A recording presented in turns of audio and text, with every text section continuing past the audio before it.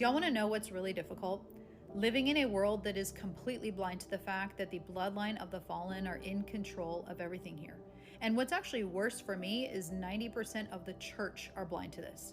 And I know this is partly because, churches today, pastors today, they just don't talk about this stuff anymore. They don't talk about the spiritual realm that is literally all around us at all times. They don't talk about Satan. They don't talk about demons. They don't talk about what actually happened before the flood, why God had to flood the earth. They don't talk about this 6,000-year-old seed war that is going on right this moment. They don't talk about the Nephilim, none of it. And it's really unfortunate because we are at war with a very real enemy.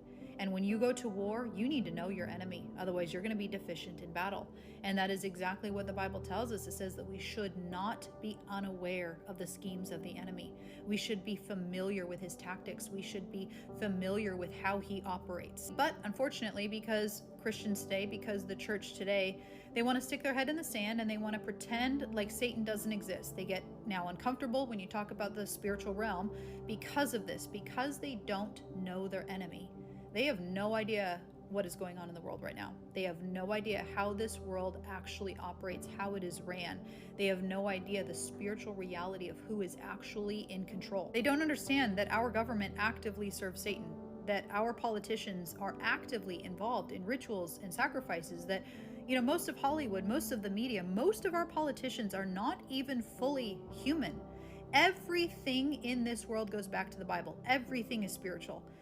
The Bible tells us that Satan is the god of this world. This entire world is under the control of the evil one. What do you think that means? But again, because they don't know their enemy, they are blind to it. And they are out here applauding the very peace that the Word of God warned us about. Please do not be deceived.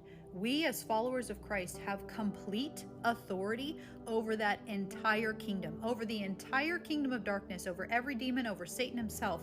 We have complete authority. There should be no fear.